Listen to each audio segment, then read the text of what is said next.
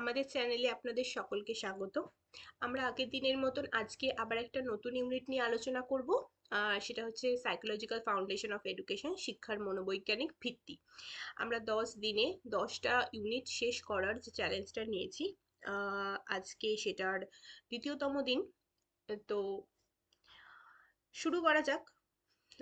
শিক্ষার মনোবৈজ্ঞানিক ভিত্তি। যারা এই চ্যানেলটা আজকে নতুন, আপনি প্লিজ দয়া করে সাবস্ক্রাইব করে দেবেন, অ্যান্ড যদি ভিডিওটা ভালো লেগে থাকে প্লিজ লাইক করবেন, এবং যদি কিছু ইমপ্রুভমেন্টের প্রয়োজন আছে বলে মনে হয় তাহলে প্লিজ আমাদের কমেন্ট বক্সে কমেন্ট করে জানাবেন।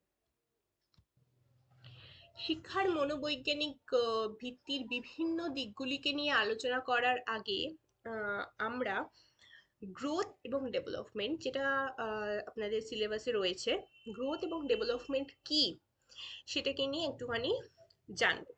ঠিক আছে, তার আগে এখানে দেখে নিই যে সাইকোলজিক্যাল ফাউন্ডেশন অফ এডুকেশন সম্পর্কে কি বলা হয়েছে। যে psychological foundation of education help understand learners mental process, behavioural and development. It's provide insight how children think, learn and grow.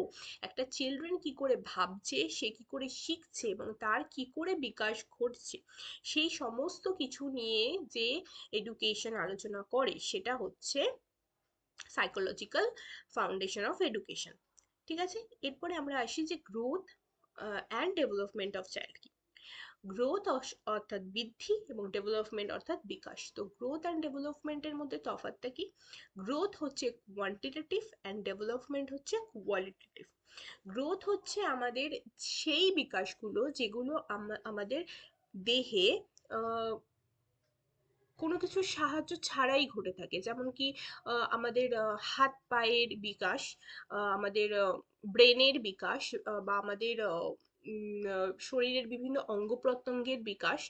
এই যে জিনিসগুলো, বা আমাদের এজ, আমাদের হাইট, এই জিনিসগুলো, যে বডি সাইজ, এই জিনিসগুলো যেগুলো আমরা মেজার করতে পারি কোয়ান্টিটেটিভলি, মানে নাম্বারের ভিত্তিতে আমরা মেজার করতে পারি, বা ফিজিক্যাল যে জিনিসগুলো আমাদের মধ্যে ডেভেলপমেন্ট মানে যেগুলো আমাদের মধ্যে গ্রো হয়, সেটাকে বলা হচ্ছে গ্রোথ। আর ডেভেলপমেন্ট কি? ডেভেলপমেন্ট হচ্ছে আমাদের বিহেভিয়ার, ইমোশন, ইন্টেলিজেন্স আর পার্সোনালিটি। যে জিনিসগুলো আমরা নাম্বারের ভিত্তিতে মেজার করতে পারবো না, যেগুলো আমাদের জীবন ব্যাপী হয়ে থাকে, যেটা আমাদের সারা জীবন ধরে আমাদের লাইফ লং প্রসেস হতে থাকে, যে যে কোনো বয়সে যে কোনো মানুষের যে কোনো কিছুর বিকাশ ঘটতে পারে, যে সে একটা অনেক বয়সে এসেও একটা নতুন কিছু জিনিস শিখতে পারে, তার অনেক বয়সে এসেও তার একটা ইমোশনাল, সে তার একটা কোনো একটা বিশেষ একটা বিষয় সম্পর্কে তার বিকাশ ঘটতে পারে। তো সেইটা হচ্ছে ডেভেলপমেন্ট। ঠিক আছে,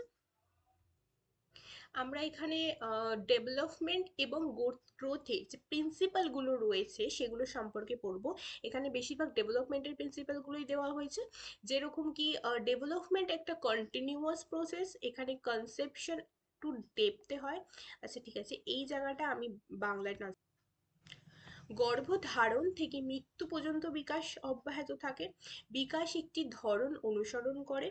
ঠিক আছে, সেফালোক্টাল আর প্রক্সিমেডিস্টাল, এই যে দুটো জিনিস, এই দুটো জিনিস আমরা পড়বো, এটা পরে পড়ছি, বাকিগুলো আমরা আগে পড়ে নিই। শিশু থেকে শিশুতে বিকাশের হার ভিন্ন হয়, মানে একটা শিশুর থেকে আরেকটা শিশুর যে বিকাশের হার, এই যে বাংলায় লেখা এই এই যে বিচ্ছিরি মার্কা গ্রামারের জন্য আমার বাংলা পড়তে ইচ্ছা করে না, বাট তাও যাই হোক, শিশু থেকে শিশুর বিকাশ মানে অর্থাৎ একটা শিশুর থেকে আরেকটা শিশুর মধ্যে যে বিকাশ হয় সেটা দুটো মানুষের মধ্যে ডিফারেন্ট টাইপের হয়ে থাকে। উন্নয়ন অন্তর সম্পর্কিত শারীরিক ও মানসিক, সামাজিক এবং মানসিক দিকগুলি একে অপরকে প্রভাবিত করে। ঠিক আছে, উন্নয়ন সাধারণ প্রক্রিয়া থেকে নির্দিষ্ট প্রক্রিয়ার দিকে এগিয়ে যায়, মানে সাধারণ থেকে নির্দিষ্ট অর্থাৎ second, general two specific. General two specific অর্থাৎ কি?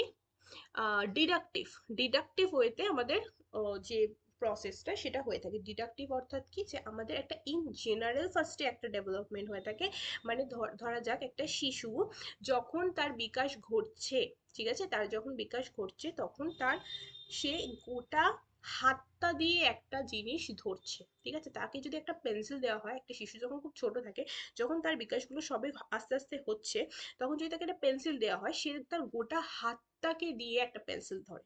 ঠিক আছে? তার পরবর্তীকালে গিয়ে সে যখন বড় হচ্ছে আস্তে আস্তে, তখন আমরা দেখতে পাই যে তার দুটো আঙুল দিয়ে বা তিনটে আঙুল দিয়ে সে পেন্সিলটা ধরছে। তো এইটা হচ্ছে জেনারেল টু স্পেসিফিক ভাবে ঘটে। তো আমাদের পুরো সমস্ত অঙ্গ প্রত্যঙ্গের ডেভেলপমেন্ট গুলো এইভাবেই হয়। ইচ স্টেজ ইউনিক ক্যারেক্টারিস্টিক, প্রতিটা স্টেজে আমাদের প্রতিটা স্টেজের ডেভেলপমেন্টের ক্যারেক্টারিস্টিক ডিফারেন্ট হয়, কখনো বেশি হয়, কখনো কম হয়, কখনো একটু অন্যরকম ভাবে হয়ে থাকে। যেমন কি ইমোশনাল বিকাশটা আমাদের, ইমোশনাল ডেভেলপমেন্টটা কি হয়, প্রথম দিকে কম হয়ে থাকে এবং বয়সের সাথে সাথে ওটা বৃদ্ধি পেতে থাকে। ঠিক আছে, এবার আমরা এই দুটোতে যাব যে এই দুটোর অর্থাৎ কি। দুটো অর্থাৎ হচ্ছে সেফালোপডাল হচ্ছে মাথা থেকে পা পর্যন্ত, মানে মাথার দিক থেকে পায়ে দিকে আস্তে আস্তে ডেভেলপমেন্ট হচ্ছে। আর প্রক্সিমেটি ডিস্টাল হচ্ছে মাঝ পথ থেকে, অর্থাৎ সেন্ট্রাল থেকে, বডি সেন্ট্রাল থেকে হাতে পায়ের দিকে, মানে সেন্ট্রাল থেকে আস্তে আস্তে প্রসারণ ঘটছে। ঠিক আছে, মাথা থেকে পা পর্যন্ত অর্থাৎ এক্সাম্পল হচ্ছে যে আমাদের সবার ফার্স্টে আমাদের ব্রেনের বিকাশ ঘটে, তারপর আমাদের বাকি অঙ্গ প্রত্যঙ্গের বিকাশ ঘটে।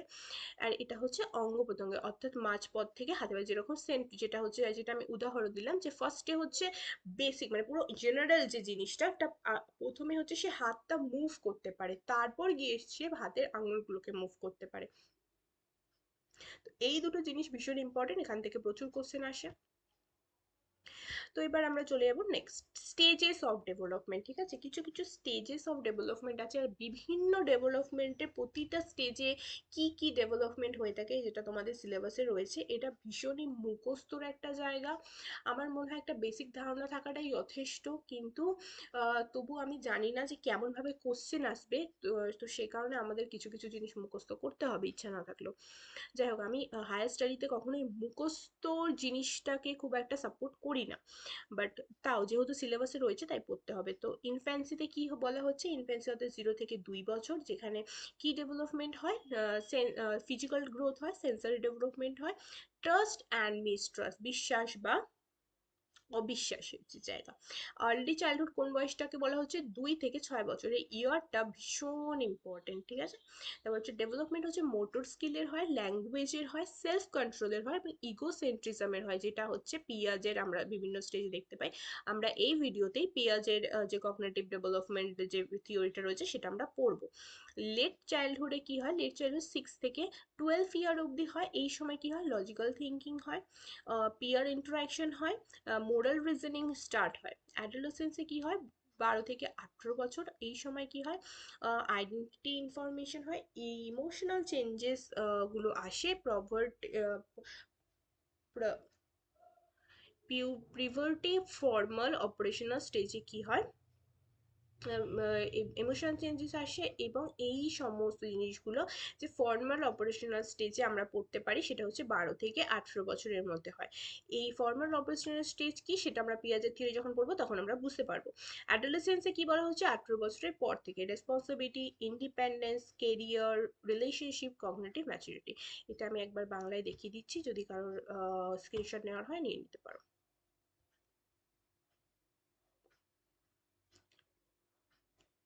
ঠিক আছে, তো এবার আমরা যাচ্ছি নেক্সট। নেক্সট বলেছে এরিয়া অফ ডেভেলপমেন্ট। ঠিক আছে, এরিয়া অফ ডেভেলপমেন্টে কি কি রয়েছে, যে এখানে বিভিন্ন ডেভেলপমেন্ট গুলো আমরা বিভিন্ন এজে কিরকম হয় সেই রকম ভাবে পড়বো। ঠিক আছে, ফার্স্টে আমরা জেনে নিই যে আমরা কোন কোন এরিয়াগুলো পড়বো। সেটা হচ্ছে ফিজিক্যাল ডেভেলপমেন্ট কোন কোন সময় কি হয়, মানে আমরা তিনটে এজ ডিফারেন্সে, মানে চাইল্ডহুড, ঠিক আছে, ইনফ্যান্সি, চাইল্ডহুড আর অ্যাডোলেসেন্স পড়বো। তো সেইখানে ফিজিক্যাল ডেভেলপমেন্ট নিয়ে আমরা পড়বো, কগনিটিভ ডেভেলপমেন্ট আমরা পড়বো, ইমোশনাল ডেভেলপমেন্ট পড়বো, আর social development and moral development পড়বো। ঠিক আছে, ল্যাঙ্গুয়েজ ডেভেলপমেন্ট ওখানে রয়েছে। যাই হোক, ফিজিক্যাল ডেভেলপমেন্টে কি বলা হচ্ছে, যে বডি স্ট্রাকচার আর ফাংশন এবং মোটর স্কিলের ডেভেলপমেন্ট হয়। কগনিটিভ ডেভেলপমেন্ট কোনগুলো, থিঙ্কিং স্কিল, রিজনিং স্কিল, আমাদের যে স্মৃতি শক্তি, বিভিন্ন প্রবলেম সলভ করার যে ক্ষমতা সেগুলো। ঠিক আছে, এখানে কগনিটিভের মধ্যে চলে আসছে পিয়াজের থিওরিটা। দেন হচ্ছে ইমোশনাল ডেভেলপমেন্ট বলতে কোনগুলো হচ্ছে, বিভিন্ন রকম ইমোশনাল, যে আমাদের প্রক্ষোভ যে জিনিসগুলো যেমন empathy, sympathy, emotional control, stability, এই জিনিসগুলো। দেন হচ্ছে সোশ্যাল ডেভেলপমেন্ট। সোশ্যাল ডেভেলপমেন্ট কোনগুলো, যে ইন্টারাক্ট করার যে ক্ষমতা লোকের সাথে, বা আমাদের যে রিলেশনশিপ বিল্ডিং করা, সোশ্যাল বিভিন্ন রোলগুলো পালন করা, এই জিনিসগুলো। মোরাল ডেভেলপমেন্ট কি, আমাদের কোনটা সোশ্যালি রাইট, কোনটা মোরালি রাইট নয়, কোনটা। তারপর এটার মধ্যে কোলবার্গের থিওরি রয়েছে। কোলবার্গের থিওরিটা তোমাদের সিলেবাসে নেই, বাট আমি এখানে খুব মানে শর্টকাটে বলে দিচ্ছি। সেটা হচ্ছে যে কোলবার্গের pre conventional, conventional and post conventional রয়েছে। তো প্রি কনভেনশনালি কি হয়, প্রি কনভেনশনালি হয় হচ্ছে যে যে ভুল করবে, ঠিক আছে, সে শাস্তি পাবে। তখন একদম ছোট বয়সে বাচ্চাদের যে জিনিসগুলো থেকে থাকে, যে চুরি করা খারাপ, ঠিক আছে, তাহলে সে শাস্তি পায়, এই রকম যে ভাবনা চিন্তাগুলো, সেগুলো গ্রো হয়। দেন তারপরে স্টেজে থাকে কনভেনশন। কনভেনশন স্টেজে এসে মানুষ এমন টাইপের ভাবনা চিন্তা হয় যে মোরালি কোনটা উচিত, মানে এথিক্যালি আমাদের সোসাইটির জন্য কোনটা ভালো, সেটা আমরা করব। গুড বয় ব্যাড বয় যে জিনিসটা, যে এই জিনিসগুলো এথিক্যালি করা উচিত, এই জিনিসগুলো এথিক্যালি করা উচিত না। দেখ পোস্ট কনভেনশন আস্তে আস্তে তখন কি হয়, যে পোস্ট কনভেনশনালে মানুষ তখন সে তার নিজের রুলস তৈরি করে। মানে এরকম একটা এক্সাম্পল দেওয়া যেতে পারে যে অনেকে যাকে দেখছে তাকেই প্রণাম করে, আবার অনেকে সবাইকে প্রণাম করে না। কারণ হচ্ছে আমার মনে হয় না যে সবাই প্রণামের যোগ্য। আমার যাকে যোগ্য মনে হবে আমি তাকে প্রণাম করব। সমাজ, আমাদের বড় ব্যক্তি হলেই যে তাকে প্রণাম করতে হবে তার কোনো মানে নেই। এই যে ভাবনা চিন্তাটা তৈরি করছে, এটা সে নিজের মধ্যে থেকে একটা এথিক্যালি এথিক্স নিয়ে আসছে, যে আমার ভাবনা চিন্তা এরকম হবে, আমার লাইফের ফিলোসফি আমি তৈরি করব। এইরকম যে ভাবনা চিন্তাগুলো তৈরি হয়, দ্যাট ইজ পোস্ট কনফিউশনাল স্টেজে পড়ে, ঠিক আছে। এটা লাস্ট স্টেজ। দেন হচ্ছে ল্যাঙ্গুয়েজ ডেভেলপমেন্ট। ল্যাঙ্গুয়েজ ডেভেলপমেন্টে কমিউনিকেশন স্কিল, ভোকাবুলারি গ্রোথ এবং গ্রামারের আন্ডারস্ট্যান্ডিং তৈরি হয়, ঠিক আছে। এরপর আছে এডুকেশনের ইমপ্লিকেশন কি। Teachers must recognise individual differences. টিচারের উচিত এই ইন্ডিভিজুয়াল ডিফারেন্সেস গুলো বোঝা। তারপর হচ্ছে ডেভেলপমেন্টালি অ্যাপ্রোপ্রিয়েট যেন হয়। Student should be consider social needs, emotional and social needs. তারপর হচ্ছে কগনিটিভ ডেভেলপমেন্ট, অ্যাক্টিভ লার্নিং এর কথা বলেছে। দেন হচ্ছে মোরাল এবং ক্যারেক্টার। টিচার দেখবে যে মোরাল এবং character education should be include, যেন কারিকুলামের মধ্যে তার মোরালি এবং ক্যারেক্টার বিল্ডিং যেন হয়, সেটা তিনি লক্ষ্য রাখবেন। দেন হচ্ছে সেফ, স্টিমুলেটিভ, ইনক্লুসিভ এনভায়রনমেন্ট তৈরি করতে হবে, যেখানে প্রত্যেকটা শ্রেণীর মানুষ যেমনই হোক না কেন, সবাই একই এনভায়রনমেন্টে একই সাথে সেফ ভাবে পড়াশোনা করবে, ঠিক আছে। আচ্ছা, এবার আমরা জানতে পেরে গেছি যে ফিজিক্যাল ডেভেলপমেন্ট কাকে বলে। হাইট, ওয়েট, মোটর স্কিল, এই জিনিসগুলোকে ফিজিক্যাল ডেভেলপমেন্ট বলে থাকে। তো ফিজিক্যাল ডেভেলপমেন্ট কোন বয়সে কিরকম ফিজিক্যাল ডেভেলপমেন্ট হয়ে থাকে, আপ টু অ্যাডোলেসেন্স অবধি তোমাদের সিলেবাসে রয়েছে, তো আমরা আপ টু অ্যাডোলেসেন্স অবধি পড়বো, ঠিক আছে। তো সবার ফার্স্টে কি রয়েছে, এই জায়গাগুলো আমরা একটু তাড়াতাড়ি ক্রস করবো, কারণ কি এখানে খুব একটা বোঝার কিছু নেই, এগুলো জাস্ট চোখ নাক বুঝে মুখস্থ করতে হবে, ঠিক আছে। ইনফ্যান্সিতে কি হয়, আচ্ছা এটা আমি বাংলায় করে দিচ্ছি যাতে তাড়াতাড়ি বুঝতে সুবিধা হয়। উচ্চতা, ওজন দ্রুত বৃদ্ধি হয়, শরীরের অন্যান্য অংশের তুলনায় মাথাটি বড় হয়। দেন হচ্ছে প্রতিফলন প্রক্রিয়া, যেমন আঙুল চোষা, আঁকড়ে ধরা, এগুলো গড়াগড়ি খাওয়া, হামাগুড়ি দেওয়া, বসা, দাঁড়ানো, হাঁটু তুলো মোটর দক্ষতার বিকাশ ঘটে। এছাড়া হচ্ছে জিনিস ধরে রাখা, চিমটি ধরে রাখা, এই জিনিসগুলো, ঠিক আছে। শিক্ষাগত পক্ষে চলাফেরার জন্য নিরাপদ উদ্দীপক পরিবেশ প্রদান করতে হবে, রঙিন খেলনা এবং সংবেদন উপকরণ প্রদান করতে হবে। দেন শৈশবকালে কি করা হয়, 2 থেকে 6 বছরের মধ্যে শৈশবকাল পড়ে। শৈশবকালে স্থির কিন্তু ধীর বৃদ্ধির হার হয়, উন্নত ভারসাম্য ও সমন্বয় হয়, দৌড়ানো, লাফানো, আহরণ, অর্থাৎ মোটর স্কিল, অর্থাৎ যে দক্ষতার বিকাশ ঘটে থাকে, সেগুলো হচ্ছে দৌড়ানো, লাফানো, আহরণ করা। স্লো মোটর স্কিলে কি কি হয়ে থাকে, অঙ্কন, কাঁচির ব্যবহার, বোতাম লাগানো, এই জিনিসগুলো শৈশবকালে সে নিজে নিজে করতে পারে। দেন হচ্ছে শৈশবের যে শেষ ভাগ যেটা হচ্ছে লেট চাইল্ডহুড, সেখানে কি হয়, 6 থেকে 12 বছর অবধি। মূল সাধারণ বৈশিষ্ট্য হচ্ছে যে ধীর হয় কিন্তু স্থির থাকে, পেশি শক্তিশালী হয়, সমন্বয় উন্নত হয়, সূক্ষ্ম মোটর দক্ষতা, লেখা, অঙ্কন, সরঞ্জাম ইত্যাদি ওপর দক্ষতা অর্জন করে থাকে। আমাদের যে দাঁত পড়ে যাওয়া যাকে বলে, যে আমরা দাঁত পড়ে নতুন দাঁত হয়, সেটা হয়। দেন হচ্ছে শক্তির মাধ্যমে সহনশীলতা বৃদ্ধি পায়, ঠিক আছে। এর মধ্যে লিঙ্গ পার্থক্য কি রয়েছে, ছেলেদের তুলনায় মেয়েদের বৃদ্ধি একটু বেশি আগে হয়। শিক্ষাগত প্রভাব কি, শারীরিক শিক্ষা, খেলাধুলা, হাতে কর্মে শিক্ষা প্রদান করতে হবে, নির্ভুলতা, সমন্বয়ের প্রয়োজনে এমন দক্ষতার উপর মনোযোগ দিতে হবে, ঠিক আছে। দেন আমরা আসি বয়ঃসন্ধিকালে। বয়ঃসন্ধিকালে কি কি হয়, অর্থাৎ অ্যাডোলেসেন্স, ঠিক আছে। এটা হচ্ছে শেষ।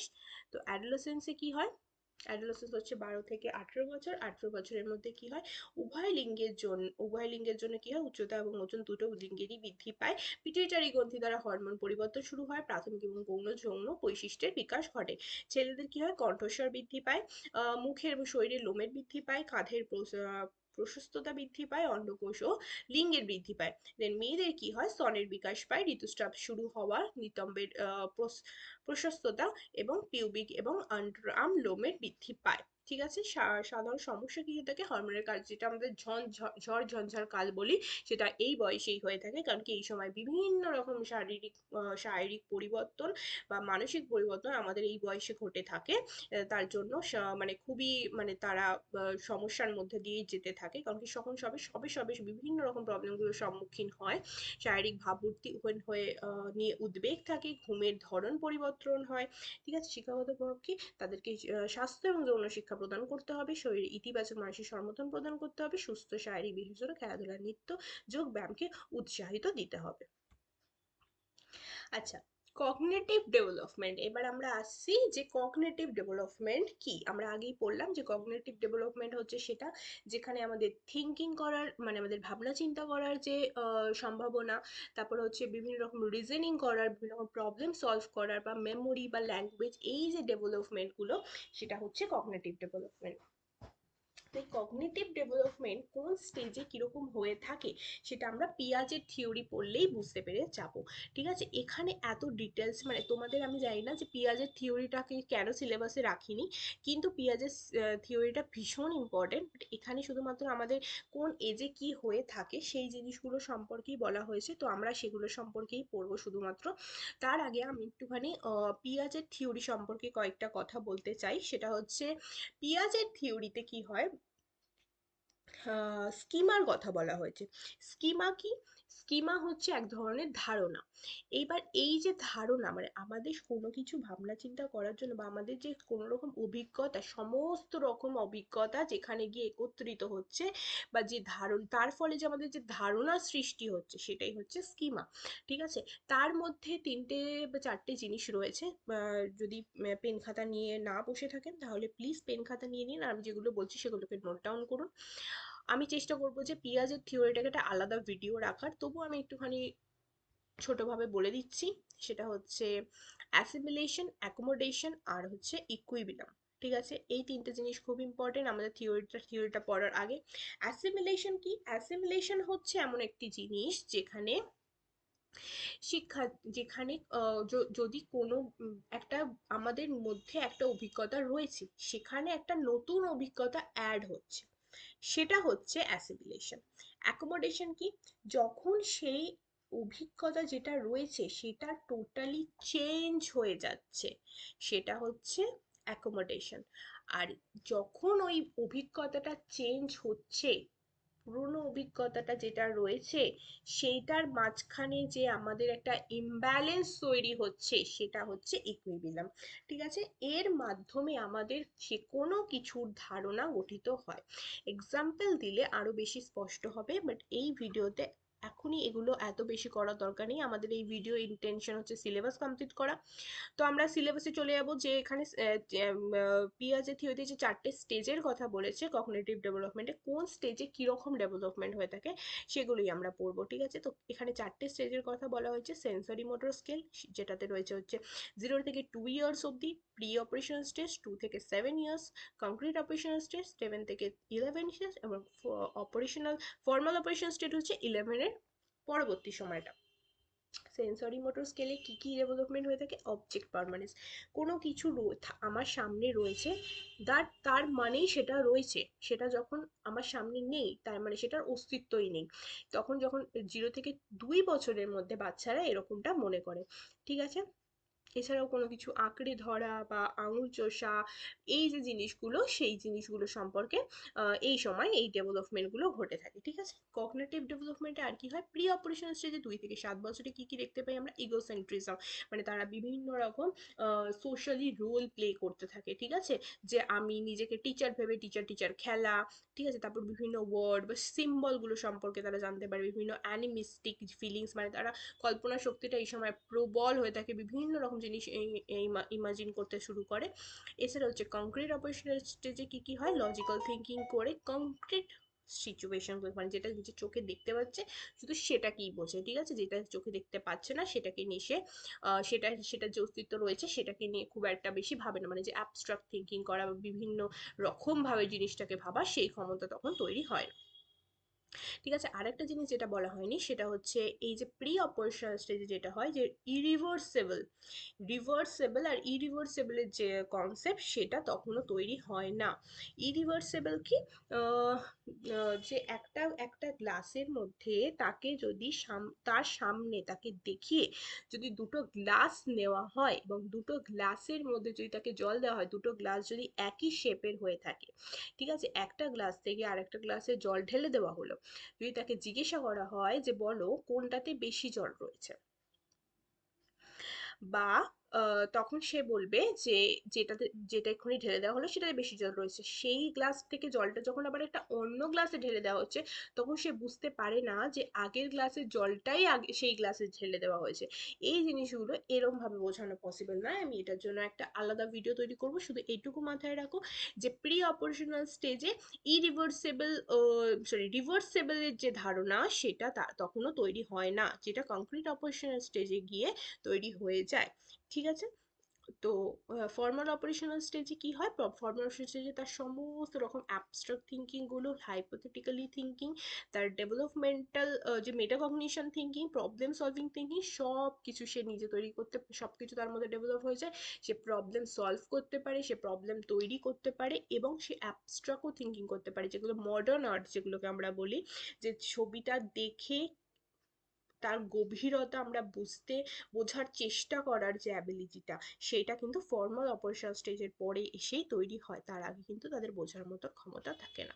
ঠিক আছে, এবার আমরা যাব সোশ্যাল ডেভেলপমেন্ট। ঠিক আছে, সোশ্যাল ডেভেলপমেন্টে কি হয়, সোশ্যাল ডেভেলপমেন্ট মানে আমরা কি পড়লাম যে আমাদের ফ্যামিলি, পিয়ার্স, আমাদের কমিউনিকেট করার ক্ষমতা, রিলেশনশিপ বিল্ডিং করার ক্ষমতা, এই জিনিসগুলো হচ্ছে সোশ্যাল ডেভেলপমেন্টের ফলে ঘটে থাকে। ঠিক আছে, সোশ্যাল ডেভেলপমেন্টে কোন এজে কি হয় সেটা আমরা একটু দেখে নিই। ইনফ্যান্সিতে কি হয়, যে প্রাইমারি অ্যাটাচমেন্ট তৈরি হয়, প্রাইমারি, আচ্ছা এটা এটা বাংলায় দেখিয়ে দিই, কারণ কি এটা বাংলায় পড়লে খুব একটা অসুবিধা হবে না।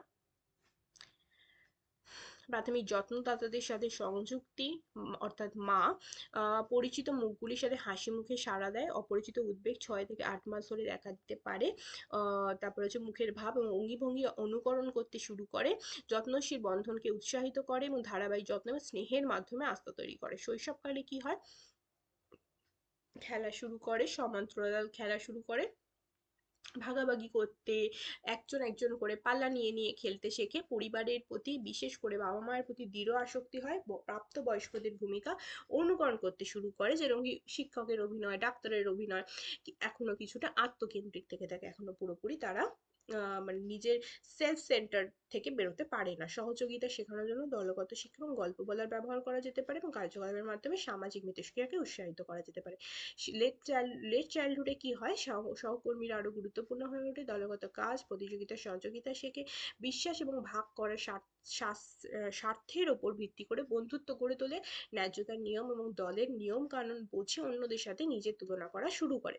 শিক্ষাগত প্রভাব কি, দলগত কাজ, সহকর্মীদের সাথে শেখার উৎসাহিত দিন, মানে শিক্ষকের কাজ এগুলো, দেন বিভিন্ন রকম সহানুভূতি শেখায়, বা দ্বন্দ্ব সমাধান, বিভিন্ন রকম যে আমাদের যে দ্বন্দ্ব সেগুলো সমাধান করতে পারে, যেগুলো আমাদের কনফ্লিক্ট, আমাদের মাইন্ডে বিভিন্ন রকম কোনো নিয়ে যদি একটা নিয়ে কোনো জিনিস নিয়ে যদি তার মনে দ্বন্দ্ব চলতে থাকে সেটাকে সমাধান করে দিতে হবে, দলগত কার্যকলাপ, খেলাধুলা, ক্লাবে অংশগ্রহণে উৎসাহ দিতে হবে। ঠিক আছে, বয়ঃসন্ধিকালে কি কি হয়, যে ঘনিষ্ঠ বন্ধু, রোমান্টিক আগ্রহের বিকাশ ঘটে। ঠিক আছে, তারপর হচ্ছে সহকর্মী গ্রহণযোগ্যতা, পরিচয় গঠনের উপর তীব্র আকাঙ্ক্ষা, আত্মধারণা, সামাজিক পরিচয় গঠন, তারপর হচ্ছে সামাজিক সমস্যা, নৈতিকতা সম্পর্কে সচেতনতা বৃদ্ধি হয়, নৈতিক দলগত ভূমিকার সুযোগে যোগদান করে দিতে হবে, শিক্ষকের কাজ সিদ্ধান্ত গ্রহণ এবং সহকর্মীদের চাপের পরিস্থিতি নির্দেশনা প্রদান করতে হবে, সামাজিক, নৈতিক এবং সাংস্কৃতিক বিষয়গুলি আলোচনায় উৎসাহিত করতে হবে। এই জিনিসগুলো স্ক্রিনশট নিয়ে নিতে পারো তোমরা পড়তে পড়তে, কারণ কি এগুলো খুব একটা বোঝার মতন কিছু বিষয় নেই।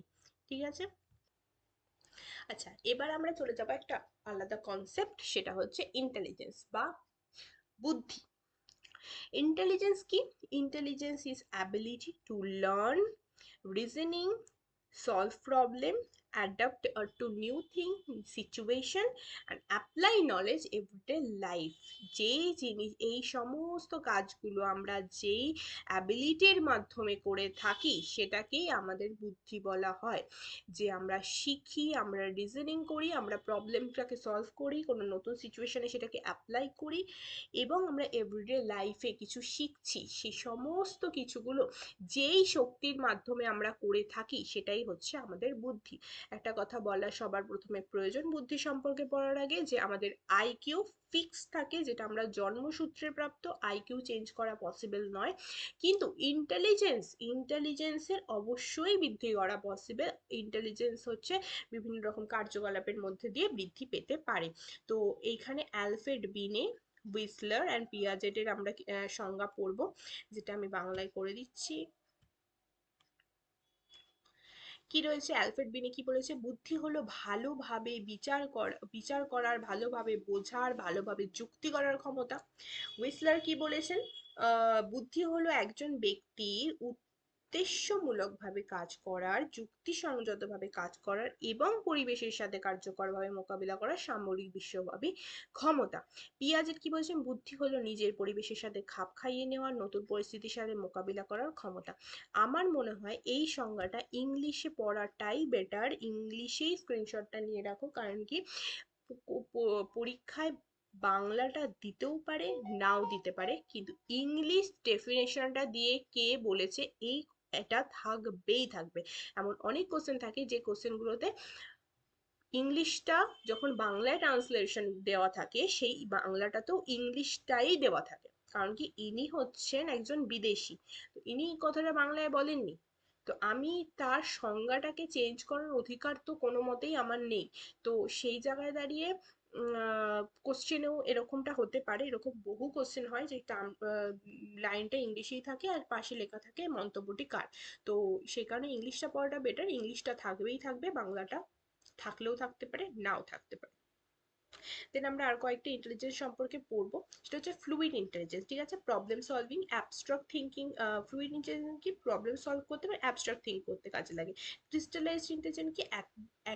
অ্যাকুয়ার নলেজ এবং এক্সপিরিয়েন্স ইনক্রিজ বাই এজ। আর মাল্টিপল ইন্টেলিজেন্স কি? হার্ডওয়ার্ক গার্নার, যেটা হচ্ছে লিঙ্গুইস্টিক, লজিক্যাল, স্পিরিচুয়াল, মিউজিক্যাল, এরকম আরো অনেকগুলো ইন্টেলিজেন্সের কথা উনি বলেছিলেন। ঠিক আছে? এর মধ্যে যতগুলো সিলেবাসে রয়েছে আমরা সে কটাই পড়বো। এখানে শুধু ইন্টেলিজেন্সের থিওরি, তোমাদের 2 ফ্যাক্টর থিওরি রয়েছে, তো আমরা শুধু 2 ফ্যাক্টর থিওরি পড়বো। আমরা এর থেকে বেশি, অনেক মানুষ আছে যারা ইন্টেলিজেন্স নিয়ে ব্যাখ্যা করেছেন, কিন্তু আপাতত সেগুলো পড়ার বিষয় নয়। যখন সময় আসবে তখন নিশ্চয়ই পড়া হবে। তো চার্লস পিয়ারম্যানের আমরা 2 ফ্যাক্টর থিওরিটা পড়বো। উনি কি বলেছিলেন? উনি দুটো ইন্টেলিজেন্সে বিশ্বাস করতেন, একটা হচ্ছে জেনারেল ফ্যাক্টর আর একটা হচ্ছে স্পেসিফিক ফ্যাক্টর। জেনারেল ফ্যাক্টরটাকে উনি জি দিয়ে সিগনিফাই করেছিলেন, আর স্পেসিফিকটাকে এস দিয়ে। ঠিক আছে? জেনারেল ফ্যাক্টরে উনি কি বলেছিলেন? Universal mental ability present in all task recurring intelligence.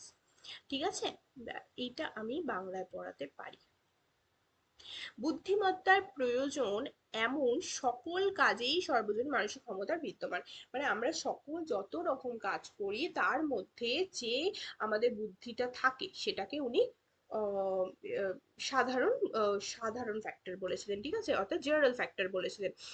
G factor এবং যুক্তি, বোধগম্যতা, স্মৃতিশক্তি সকল ক্ষেত্রে কার্যক্ষমতাকে প্রভাবিত করে, এবং সেই শিক্ষার্থী গণিত, যুক্তি, ভাষায় ভালো করে, তাহলে তার কারণ হলো জি বেশি। যখন আমাদের যে কোনো কাজ করছি বা যত রকম কাজ করছি, সমস্ত কাজে একটা জেনারেল বুদ্ধি আমাদের কাজ থাকেই। লোক বলে না যে ওর ওর জেনারেল ইন্টেলিজেন্সটা খুব ভালো। ঠিক আছে? কারণ কি, ওর মধ্যে জেনারেল ইন্টেলিজেন্স ভালো, কারণ কি ওর হচ্ছে যে কোনো একটা বাস্তব সিচুয়েশনে এসে ও যুক্তি লাগিয়ে কাজ করতে পারছে। ঠিক আছে? ভালো কথা বলতে পারছে সকলের সঙ্গে, তখন ওর জিটা বেশি ভালো। আর যখন নির্দিষ্ট ফ্যাক্টর, অর্থাৎ স্পেসিফিক ফ্যাক্টর কি?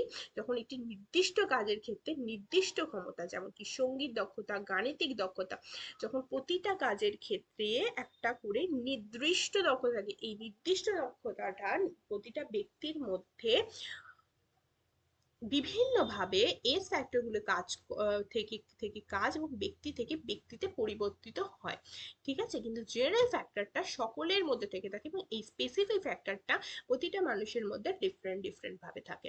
তো এটাই ছিল ওনার থিওরির মূল কথা। দেন আমরা কিছু জিনিস দেখবো, যেমন ফর্মুলা উনি বলেছিলেন যে ইন্টেলিজেন্স ইকুয়ালস টু হচ্ছে জেনারেল ফ্যাক্টর আর স্পেসিফিক ফ্যাক্টর, ঠিক আছে। এক্সাম্পল কি দিয়েছিল, G help them think logically and understand instruction। G ওদেরকে, জি একটা মানুষকে কি করে, লজিক্যালি ভাবতে এবং বুঝতে সাহায্য করে। আর এস ফ্যাক্টর কি করে, কোনো একটা স্পেসিফিক কাজে সেটা অ্যাপ্লাই করতে বা সেই ফর্মুলাটা করতে, বা যেমন ধরা যাক যে এস ফ্যাক্টরে কারোর ম্যাথ স্পেসিফিক অ্যাবিলিটি খুব ভালো, তখন সে ওই যে ফর্মুলাটা, একটা বেসিক ম্যাথ আমরা সবাই করতে পারছি, কিন্তু যখনই একটা ডিফিকাল্ট ম্যাথ চলে আসছে তখন কিন্তু সেইটার ক্যালকুলেশন সেই করতে পারবে যার স্পেসিফিক ম্যাথ স্পেসিফিক এবিলিটিটা ভালো। বোঝা গেল? দেন হচ্ছে এডুকেশন ইমপ্লিকেশন কি, recognition that all student process general intelligence, identified as specific intelligence, ঠিক আছে। স্পেসিফিক ইন্টেলিজেন্স আইডেন্টিফাই করতে হবে ও প্রত্যেকটা স্টুডেন্টের জেনারেল ইন্টেলিজেন্সও তা রিকগনাইজ করতে হবে। দেন হচ্ছে টিচিং মেথড, এমন টিচিং মেথড বানাতে হবে যেখানে তার দু রকমই স্কিলের ডেভেলপমেন্ট হয়ে থাকে, স্পেসিফিক এবং general. Assessment should be both general understand subject specific skill, প্রতিটা সাবজেক্টের আলাদা যা স্পেসিফিক স্কিলগুলোকে ডেভেলপ অ্যাসেসমেন্ট করতে হবে। তো এবার আমরা চলে যাব পার্সোনালিটিতে। পার্সোনালিটি টেস্টের মধ্যে আমাদের রয়েছে শুধু ট্রেট থিওরি, ঠিক আছে। পার্সোনালিটি কনসেপ্টে, পার্সোনালিটি যে কনসেপ্ট সেটা আমাদের সিলেবাসে রয়েছে। তো পার্সোনালিটি কি, পার্সোনালিটি হচ্ছে একটা ইউনিক এবং stable pattern behaviour, thoughts and emotion and মোটিভসের, ঠিক আছে। এটার বাংলাটা পড়ে নি। পার্সোনালিটি কি, ব্যক্তিত্ব হলো আচরণ, চিন্তা ভাবনা করা, আবেগ এবং উদ্দেশ্যের একটি স্থিতিশীল বা অনন্য ধরন, যা একটি ব্যক্তি পরিবেশ কিভাবে প্রতিক্রিয়া করছে তা দেখায়। একটা ব্যক্তি তার পরিবেশে তার সে কিরকম আচরণ করছে, তার আবেগগুলো কিভাবে পরিবেশে প্রতিফলিত হচ্ছে, সে কেমন করে চিন্তা ভাবনা করছে, এই সমস্ত কিছুর পরিপ্রেক্ষিতে আমরা বলতে পারি যে এই মানুষটার পার্সোনালিটি কিরকম। তাই তো আমরা এইভাবেই জাজ করি মানুষকে। তো নেক্সট আসছি যে কিছু ফেমাস ডেফিনিশন রয়েছে Galton Allport. Personality is a dynamic organisation within individual the psychophysical system that determine unique adjustment of his environment. And Erikson বলেছেন personality is a more and less stable enduring organization person character, temperament, intellect and physics। Bangla কি, যে ব্যক্তিত্ব হলো ব্যক্তির মধ্যে সেই মনোভৌতিক ব্যবস্থার গতিশীল সংগঠন যা তার পরিবেশের সাথে তার অনন্য সমন্বয় নির্ধারণ করে। ব্যক্তিত্ব হলো একজন ব্যক্তির চরিত্র, মেজাজ, বুদ্ধি এবং দেহের কম বেশি স্থিতিশীল স্থায়ী সংগঠন, ঠিক আছে। দেন আমরা চলে যাবো এগেন, এগুলোতে খুব একটা কিছু বোঝার কিছু নেই, এগুলো জাস্ট মুখস্থ করতে হবে, ঠিক আছে। দেন আমরা ট্রেড থিওরিতে চলে যাবো। কি ফিচার্স একটুখানি দেখে নি কি বলছে, it is unique to each person, প্রতিটা পার্সনের পার্সোনালিটি আলাদা হয়ে থাকে। বায়োলজিক্যাল এনভায়রনমেন্টাল ফ্যাক্টর এটাকে খুবই ইনফ্লুয়েন্স করে। দেন হচ্ছে রিলেটিভলি স্টেবল ওভার টাইম, আস্তে আস্তে এটা স্টেবল হতে থাকে। আমরা যখন প্রথমে যখন ছোট থাকে তাদের পার্সোনালিটি বিল্ডিংটা কিভাবে কিভাবে তার পার্সোনালিটি হবে সেটা ছোটবেলায় আমরা দেখে বুঝতে পারি না, যত আস্তে আস্তে বড় হতে থাকে তখন তার পার্সোনালিটিটা স্টেবল হতে থাকে। দেন হচ্ছে কনসিয়াস আর আনকনসিয়াস স্টেট, হ্যাঁ। একটা মানুষের ভিতরের পার্সোনালিটি এবং বাইরের পার্সোনালিটি দুটো আলাদা রকম হতে পারে, সেটা আমরা ট্রেটের ভিত্তিতে আমরা ডিসাইড করতে পারি, ঠিক আছে।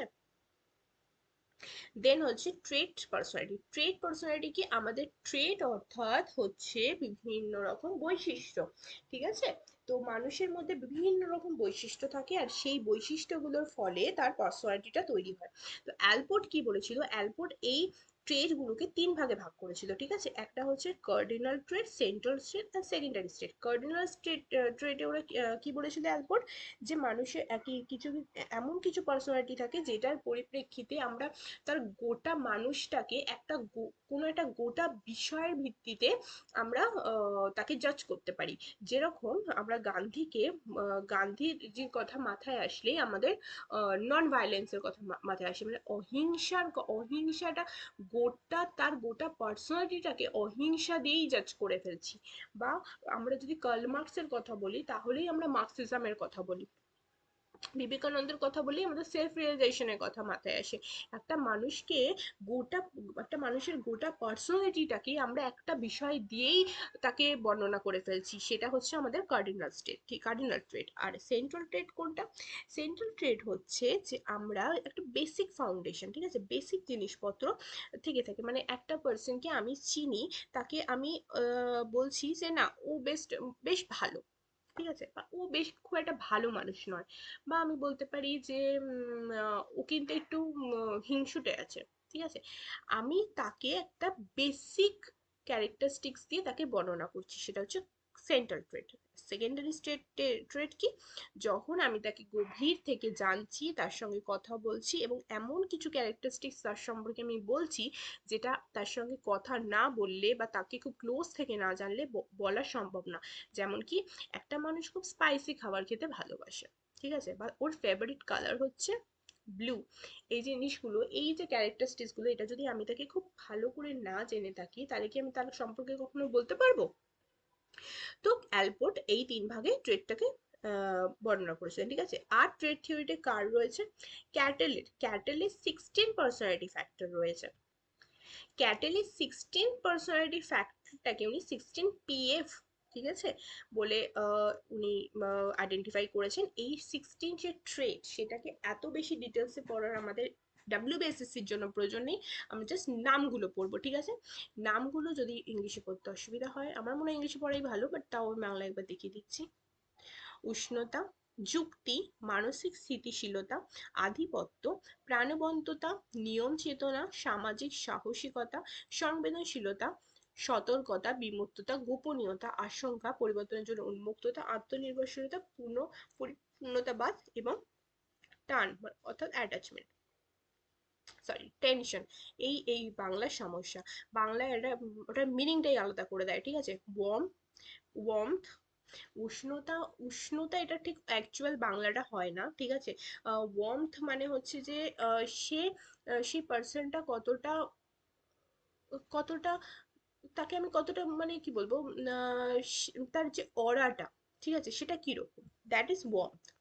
তারপর হচ্ছে তার রিজনিং করার ক্ষমতা কিরকম, ইমোশনাল স্টেবিলিটি তার কিরকম, ডমিনেন্স তাকে তার ডমিনেট করার ক্ষমতা কিরকম, তার তার লাইভলিহুডটা কিরকম, ঠিক আছে, সে কিভাবে জীবনযাপন কাটায়, রুলস কনসিয়াসনেসটা কিরকম, ঠিক আছে। তারপর হচ্ছে সোশ্যাল বোল্ডনেস, সে সোশ্যালি কিরকম, তার সেন্সিটিভিটিটা কতটা, দেন হচ্ছে তার ট্রাস্ট করতে পারবো কিনা, তাকে তাকে একসেপ্ট করতে পারবো কিনা। তারপর হচ্ছে অ্যাবস্ট্রাক্টনেস, ঠিক আছে, সে কতটা ইমাজিন করতে পারছে, সে কতটা বিচিত্রভাবে বিষয়গুলোকে ভাবতে পারছে, তার প্র্যাকটিক্যাল লাইফ কতটা, এটা। প্রাইভেট হচ্ছে তার কি কি, সে কতটা প্রাইভেট রাখে জিনিসপত্র, অনেকে থাকে যে খুব বেশি প্রাইভেট রাখে সমস্ত কিছু। দেন হচ্ছে অ্যাপ্রিহেন্সিভনেস, সে হচ্ছে কতটা অ্যাপ্রিহেন্স করতে পারছে। দেন হচ্ছে ওপেননেস টু চেঞ্জ, ঠিক আছে, সে কতটা ওপেন চেঞ্জগুলোকে মেনে নেওয়ার জন্য। সেলফ রিয়েলাইজ, কতটা সে সেলফ রিয়েলাইজ করতে পারছে। দেন পারফেকশন তার কতটা রয়েছে, এবং সে টেনশন কতটা করে, সে কি খুব টেনশন করে নাকি সে রিল্যাক্স থাকে। এই যে জিনিসগুলো, এগুলো এই এই দুটো জিনিস হচ্ছে, আর কিছুই না। এই এই দুটো জিনিস দেখাতে ভয় পাওয়ার কিছু নেই। এটা হচ্ছে সে ভালো নয় সে খারাপ, তার অ্যাবস্ট্রাক্ট করার ক্ষমতা রয়েছে নাকি নেই, সে কাম নাকি সে অ্যাংসিয়াস, জাস্ট দুটোর অপোজিট লেখা আছে, ঠিক আছে। এর মধ্যে এমন কিছু ব্যাপার নেই, ভয় পাওয়ার মতন কিছু নেই। তবে এগুলোকে নিয়ে এত বেশি মাথা ঘামানোর কিছু নেই, জাস্ট এগুলো হালকা পাতলা মনে রাখলেই চলবে। 16টা পার্সোনালিটি ফ্যাক্টর থাকে, এটা তো মনে রাখতেই হবে, ঠিক আছে। আচ্ছা, দেন আমরা চলে যাব যে হ্যান্স আইসিকের যে 3 ডাইমেনশন মডেল ছিল সেটা। এগুলো কিনা বাইরে থেকে দেখে খুব বেশি কঠিন মনে হয়, কিন্তু ভিতর থেকে অ্যাকচুয়ালি খুব সোজা, জাস্ট একবার বুঝে গেলে ভীষণ সোজা। টার্মগুলো যেহেতু আমরা বাঙালি, তো তো আমাদের ইন্ডিয়ান টার্মের সঙ্গে এই জিনিসগুলো একটুখানি অন্যরকম শোনায়, কিন্তু একবার পড়তে পড়তে এগুলো খুবই সোজা লাগবে, ঠিক আছে। সাইকোটিজম, সাইকোটিজমে কি বলা হয়? সাইকোটিজম, আচ্ছা, আইসিং কি করেছেন, তিন ভাগে পার্সোনালিটিকে বর্ণনা করেছিলেন। একটা হচ্ছে সাইকোটিজম। সাইকোটিজম হচ্ছে যারা একদমই অ্যান্টি সোশ্যাল বিহেভিয়ার করে, ঠিক আছে, যারা কথায় কথায় রেগে যায়, যাদের সমাজে যাদেরকে আমরা অসামাজিক মানুষ বলে আহ, চিহ্নিত করে থাকি, তাদেরকে উনি সাইকোটিজমের আন্ডারে ফেলেছিলেন। দেন হচ্ছে এক্সট্রোভার্সন। এক্সট্রোভার্সন কি, যারা খুব ওপেন, আমরা কি জানি যে আমরা বলি না যে এক্সট্রোভার্ট ইন্ট্রোভার্ট, তো কেউ খুব ইন্ট্রোভার্ট, কেউ এক্সট্রোভার্ট। এই যে তার যে যে কেউ খুব বেশি তার মনের ভাবগুলোকে প্রকাশ করে, কেউ অতটা করে না, কেউ একটুখানি ভেবে চিন্তে করে, এই যে জিনিসটা সেটাকে উনি বলেছিলেন এক্সট্রাভার্সন, ঠিক আছে। দেন হচ্ছে নিউরোটিজম। নিউরোটিজম কি, নিউরোটিজম হচ্ছে যারা জানে, নিউরোটিজম কারা, নিউরোটিজম হচ্ছে তারা যারা জানে যে তারা মেন্টালি স্টেবল নয়, তারা ইমোশনালি স্টেবল নয়, ঠিক আছে, তারা ডিপ্রেশনে থাকছে, ঠিক আছে, কিন্তু তা সত্ত্বেও তারা নিজেকে কন্ট্রোল করতে পারে না, তারা তাদের সেই বিহেভিয়ার গুলোকে কন্ট্রোল করতে পারে না, তারা বুঝতে পারছে যে আমি এটা ভুল করছি, আমার এটা সমাজে অ্যাকসেপ্টেবল নয়, এটা আমার করাটা উচিত নয়, তবু তারা সেই কাজগুলো করে, এটা হচ্ছে নিউরোটিজম, ঠিক আছে। দেন আমরা চলে যাব যে বিগ ফাইভ পার্সোনালিটি ট্রেটস, যেখানে বলা হয়েছে এটাকে ওশান নামে চিহ্নিত করা হয়। এই ট্রেসটার মধ্যে কয়েকটা জিনিসের কথা বলা হয়েছে। ও ফর ওপেননেস, যেটা হচ্ছে ক্রিয়েটিভিটি অ্যান্ড কিউরিওসিটির কথা বলা হয়। কনসেন্ট্রেশননেস, যেটা হচ্ছে ডিসিপ্লিন এবং রেসপন্সিবিলিটির কথা বলা হয়। যেটা হচ্ছে এক্সট্রাভার্সন, যেখানে আউটগোয়িং অ্যান্ড এনার্জেটিক থাকার কথা বলা হয়, যেটা আমরা আগে পড়লাম। এগ্রিয়েবলনেস, সেটা হচ্ছে কাইন্ডনেস এবং কোঅপারেশনের কথা বলা হয়। রিলেটিভিজম, অ্যাংজাইটি এবং ইমোশনাল ইনস্টেবিলিটির কথা বলা হয়, ঠিক আছে। এটা এখানে অনেকগুলো জিনিসই এই আগের ট্রেসটার সঙ্গে আমাদের যে এরিকসনের যে আগের ট্রেডগুলোর সঙ্গে আমাদের খুবই মিল রয়েছে, কিন্তু তবু এটা ওশান, ঠিক আছে। বিগ ফাইভ পার্সোনালিটি ট্রেটস হচ্ছে ওশান, ওশান নামে পরিচিত, ঠিক আছে। আচ্ছা, এবার আমরা আরো কয়েকটা থিওরি পড়বো, ঠিক আছে, যেটা হচ্ছে থর্নডাইকের কানেকটিসিজম, ঠিক আছে। তো এখানে কি বলা হয় যে এটার অর্থ হচ্ছে American psychologist pioneer in educational psychology, his theory is learning is known as connectionism, which form of stimulus and response. Stimulus আর রেসপন্সের মধ্যে যে কানেকশন, সেটাকেই বলা হচ্ছে S R R, stimulus and response. একটা স্টিমুলাস মানে একটি উদ্দীপক, আর সে কি রেসপন্স করছে, সেটাই সেই দুটোর মধ্যে যে সম্পর্ক, সেটার ভিত্তিতেই এই থিওরিটা তৈরি করা হয়েছে, ঠিক আছে। এই যে স্টিমুলাস অ্যান্ড কন্ডিশনের মধ্যে যে একটা বন্ডস, ঠিক আছে, যে বন্ডসটা রয়েছে সেটাকেই আমরা কানেকশনিজম বলি, ঠিক আছে। দেন আমরা যাব হচ্ছে থর্নডাইকে। থর্নডাইকে যে পাজল বক্স, থর্নডাইকের পাজল বক্সের মধ্যে আমরা সবাই জানি স্টোরিটা কি, যে ওনার যে স্টোরিটা, মানে ওনার যে টেস্ট করেছিল উনি যে ক্যাটের ওপরে, সেই স্টোরিটা আমরা সবাই জানি, তবু আমি একবার বলে দিচ্ছি যে একটা পাজল বক্স নেওয়া হয়, ঠিক আছে, এটা একটি বক্স নেওয়া হয়, যে বক্সটা উনি তৈরি করেছিলেন, এবং সেখানে একটি হাংরি ক্যাটকে ঢুকিয়ে দেওয়া হয়। সেই বক্সটার মধ্যে এরকম থাকে যে যখনই একটি সুইচ প্রেস করবে তখনই খাবারটা চলে আসবে। তো প্রথমে ক্যাটটা, মানে বিড়ালটা ভীষণ এদিক ওদিক ছটপট ছটপট করে, তারপর সে ভুল করে তার হাতটা সেই প্রেসটার সেই বাটনটার উপরে প্রেস করে ফেলে, এবং তার ফলে তার সামনে খাবার চলে আসে। এরকম দু একবার হওয়ার পর থেকে দেখা যায় তার যখনই খিদে পাচ্ছে, সে সুইচটাতে প্রেস করছে, আর তার সামনে খাবার চলে আসছে, ঠিক আছে। তো এই যে টেস্টটা উনি করেছিলেন, এই টেস্টটা করার জন্য কতগুলো ল ফলো করতে হবে, তবেই গিয়ে টেস্টটা সাকসেসফুল হবে। টেস্টটা সাকসেসফুল কিভাবে হলো, যে এই যে বিড়ালটা কি জিনিসটা শিখলো, ঠিক আছে, তার যখন প্রয়োজন, সে হাংরি, তাকে খাবারটা দেওয়া হলো, তার ফলে সে কি শিখলো যে বাটনটা কি করে প্রেস করতে হয়। তো এইভাবে রিএনফোর্সমেন্ট দেওয়ার মাধ্যমে যে কোনো ব্যক্তিকে যে কোনো কিছু শেখানো যেতে পারে। তো এই শেখানোর জন্য কিন্তু কিছু ল ফলো করতে হবে। কি ল অফ রেডিনেস, অর্থাৎ তার মধ্যে তিনটে হচ্ছে প্রাইমারি ল, আর বাকিগুলো সেকেন্ডারি ল। প্রাইমারি ল কোনগুলো, law of readiness, law of exercise আর ল অফ এফেক্ট, ঠিক আছে।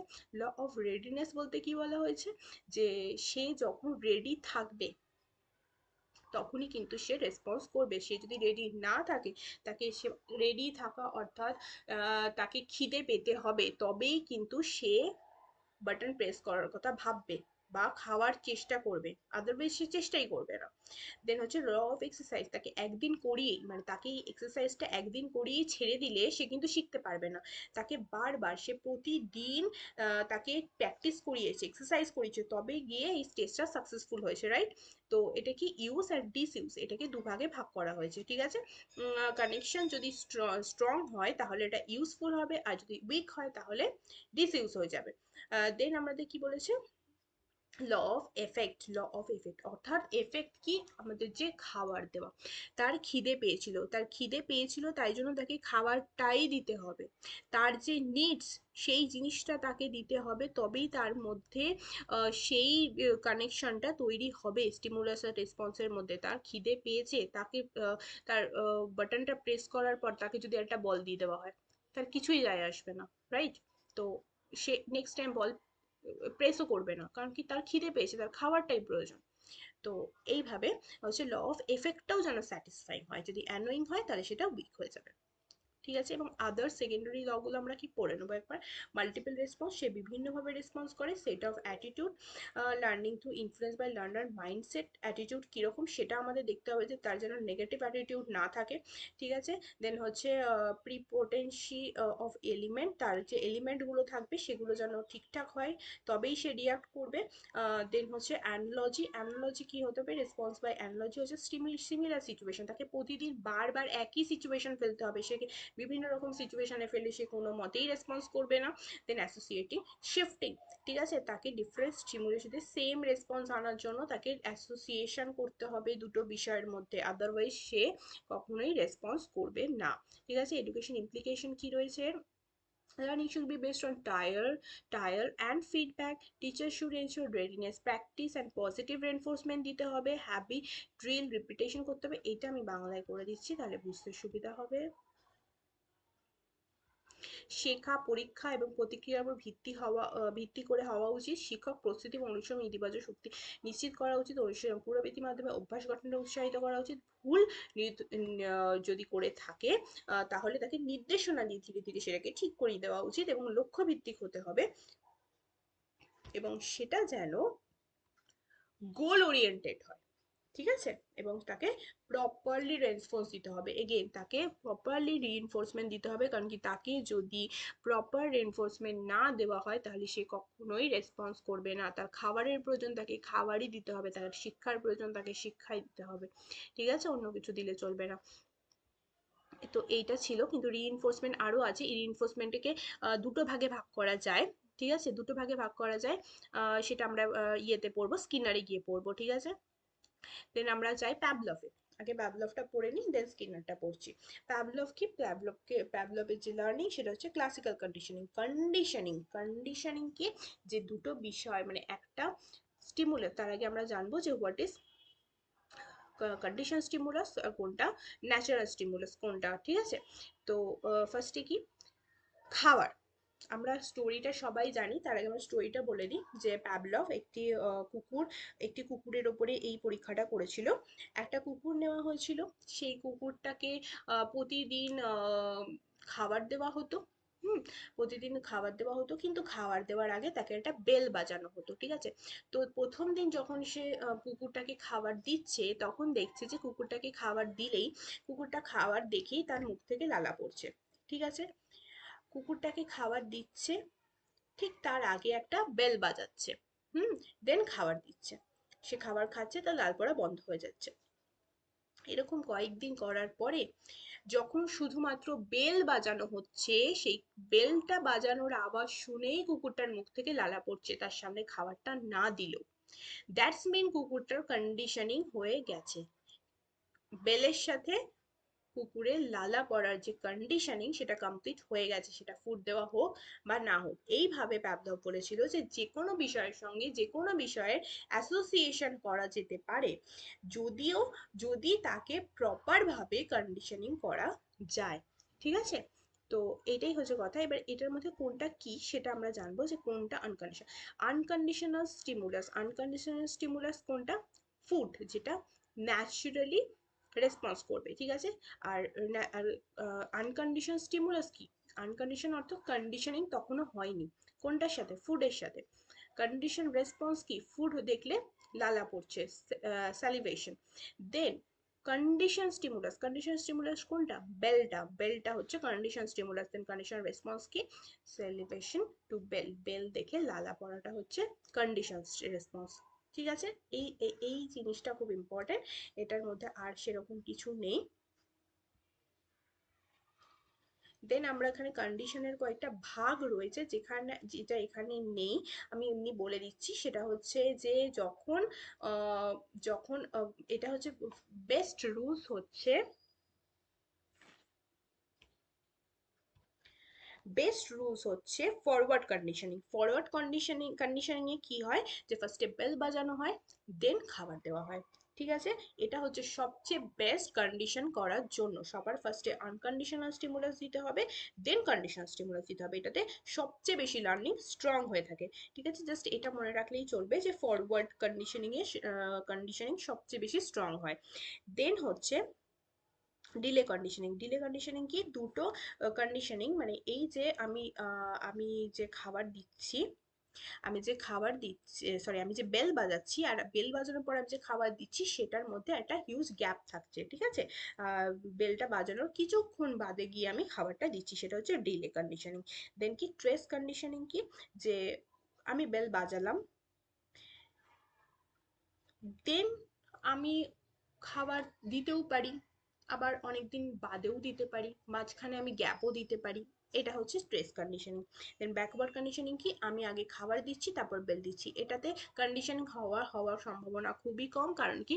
আমি আমি তাকে খাবার দিয়ে দিলাম, তারপর বেল বাজাই, ঘন্টা বাজাই, বাজনা বাজাই, ড্রাম বাজাই, কি যায় আসে, রাইট? তো দ্যাট ইজ ব্যাকওয়ার্ড কন্ডিশনিং, ঠিক আছে। সেটা মনে রাখবে যে forward conditioning is best for conditioning. Principle কি কি রয়েছে? Acquisition, extension, spontaneous recovery, generalisation, discrimination. এটা আমি বাংলায় ট্রান্সলেট করে দিচ্ছি। অধিগ্রহণ, বিলুপ্তি, স্বতঃস্ফূর্ত আরোগ্য, সিএস ইউএস এর মধ্যে সম্পর্ক দেখা যায়। ইউসিএস ছাড়াই বারবার সিএস দেওয়া হয়, তাহলে সিআর ম্লান হয়ে যায়। বিশ্রামের পরে সিআর পুনরায় আবির্ভূত হতে পারে। সিআর এর মতো অর্থাৎ সিএস এর মতো, অর্থাৎ কন্ডিশন স্টিমুলেশন মতো উদ্দীপনার প্রতি প্রতিক্রিয়া করে শুধুমাত্র নির্দিষ্ট স্টিমুলাস সরি কন্ডিশনিং স্টিমুলাসের প্রতি সাড়া দিতে দেখা অনুরূপ উদ্দীপনার প্রতি নয়। এগুলো এত বেশি ইম্পর্টেন্ট নয়, এগুলো জাস্ট একবার এমনি জাস্ট দেখে নিতে পারো।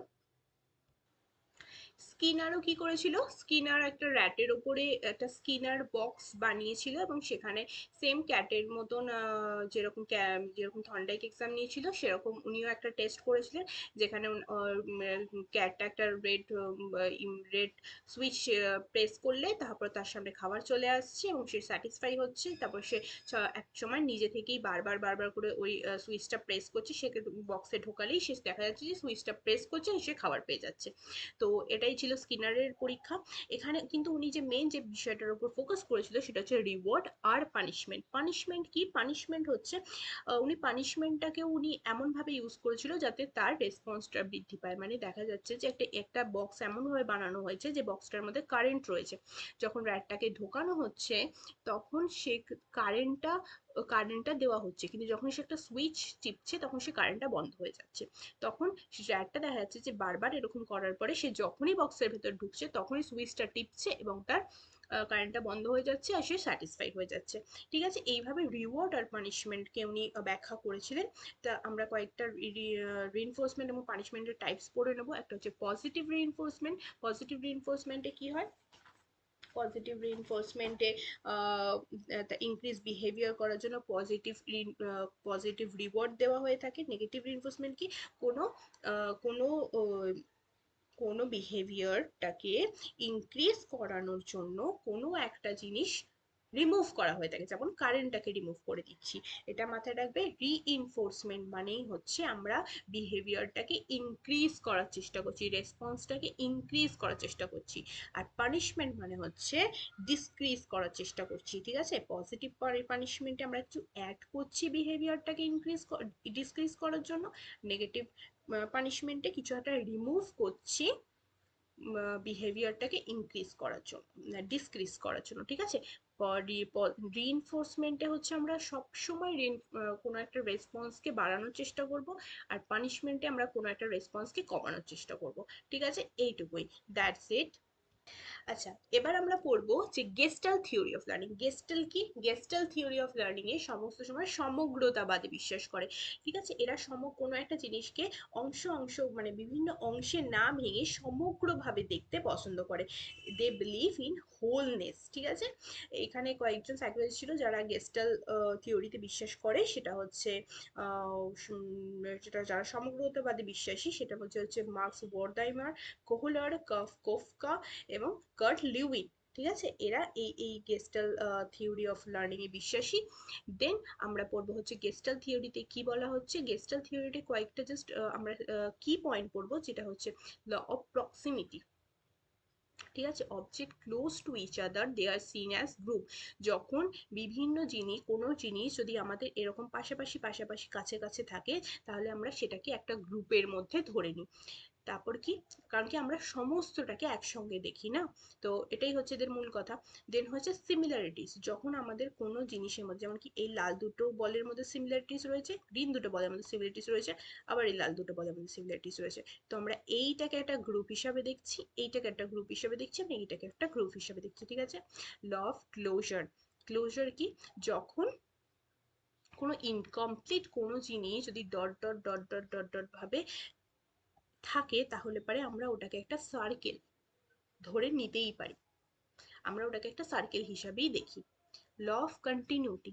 কন্টিনিউটি কি, কন্টিনিউটিও কাইন্ড অফ সেম, যেটা যদি একটা লাইনের মধ্যে যদি অনেকগুলো ডট ডট ডট ডট থাকে আর সেটাকে যদি কন্টিনিউ ভাবে নাও থাকে, তবু আমরা ভেবে নেব যে ডট ডট ডট ডট রয়েছে মানে ওটা একটা গোটা লাইনই বোঝাচ্ছে, ঠিক আছে? দেন হচ্ছে figure ground, object seen as against background, word, figure and white page, ঠিক আছে? দেন আমরা যাব কোহলারের মধ্যে আর কিছু নেই, আমরা এই এডুকেশন ইমপ্লিকেশনে চলে যাব। They understanding insight and rote learning, not rote learning, এরা বলেছে যে ভালো করে বুঝে এবং ইনসাইড লার্নিং করতে হবে, নিজের ভিতরের অন্তর্দৃষ্টি করতে হবে। কোনো রকম রোড লার্নিং বা পড়ে শুধু মুখস্থ করা বিদ্যাকে শিক্ষা দেওয়া চলবে না, হোল প্রবলেমটাকে সলভ করার কথা বলতে হবে, এটাকে তারপরে তাকে পার্টে ভাগ করতে হবে, ঠিক আছে? ফার্স্ট আমরা হোল কোনো একটা গোটা প্রবলেমকে দেখবো, তারপর আমরা সেটাকে পার্টে ভাগ করব। দেন হচ্ছে আমরা প্রবলেম সলভিং এবং ডিসকভারি লার্নিং এর উপরে ফোকাস করেছিল, মিনিংফুল লার্নিং এর উপর ফোকাস করেছিল, এবং ক্ল্যারিটি এবং স্ট্রাকচারের উপর ফোকাস করেছিল।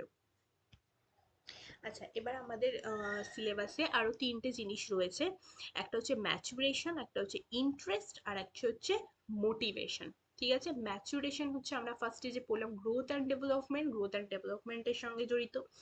যখন একটা মানুষের, আমরা বলি না যে একটা শিশু কে দেখে তার সঙ্গে কথা বলে আমরা অনেক সময় বলি যে ও ওর বয়সের থেকে অনেক বেশি ম্যাচিওর, তার কারণ ওর গ্রোথ গুলো আর বাকি পাঁচটা মানুষের থেকে আরো বেশি তাড়াতাড়ি হয়েছে বা বেশি ভালোভাবে হয়েছে। তো ম্যাচুরেশন কিসের কিসের উপর নির্ভর করছে?